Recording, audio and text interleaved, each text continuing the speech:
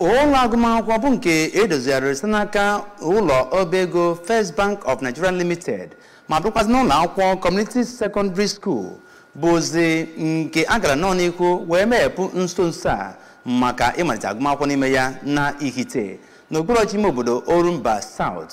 na ya bụ nnukwute ụlọ bụ nke ewuru n'ebe ahụ ka otu na-akwụkwọ azị maka agamnihu nke obodo ahụ bụ Ihite Development Union gara n'ihu wee bunye ya bụ ụlọ akwụkwọ igwe jeneretọ ọhụrụ bụ nke ga na-enyere ha aka wee na-agụnya bụ akwụkwọ ebe ahụ ma ọ bụla dịrị mgbe e were ọkụ n'ebe ahụ. Onye nta akụkọ anyị bụ Joseph Egbocha ga-ewetara gị akụkọ a.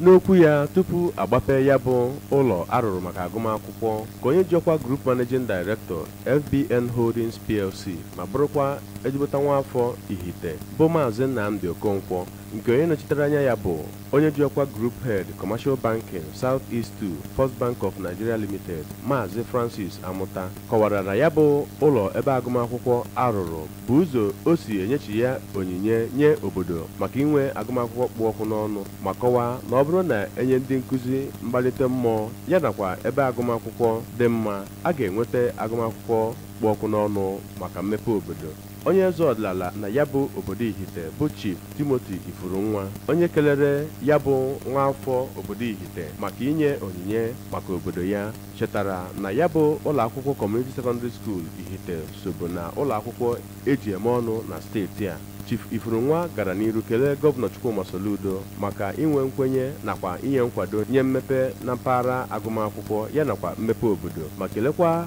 kọmishọna na-ahụ maka agụmakwụkwọ na steeti a Ọkammụta Ngozi Chiumude maka ịgba mbọ na-eweta ụsịsa nye ihe iche aka mgbadere ya bụ ụlọ akwụkwọ. Ọ gakwara n'iru kene ndị nkụzi na ya bụ ụlọ akwụkwọ maka ntụnye nke ha maka ọdịmma ya bụ obodo ma gwazie ụmụ akwụkwọ ka ha gbazie mbọ makụọ ohere enyere ha maka ọdịmma ha. Na mbụ n'okwu ya ka onye jiọkwa President General nke Ihite Development Union Sọveye George Mmadụ onye sokwa kene ya bụ nwaafọ obodo Ihite Maazị Okonkwo maka ibubata ya bụ ọrụ mmepe n'obodo ha kọwara ya bụ ọgbakọ dịka nke gosipụtara uru ọ bara ijikọ aka ọnụ maka inweta ma nye agụmakwụkwọ dịka ọ kwesịrị na mba ndị ọzọ. Ya bụ President General obodo Ihite onye sokwara kene gọọmenti steeti a maka inye nkwado maka ndonye ukwu maka mmepe obodo gara n'iru rịọ gọọmenti ka onye aka hụ na ya bụ ogige ụlọ akwụkwọ bụ nke egburu aja iji chekwaba ihe nakwa ndị na-agụ akwụkwọ na ya bụ ogige kọwaa ya dịka mkpa kacha mkpa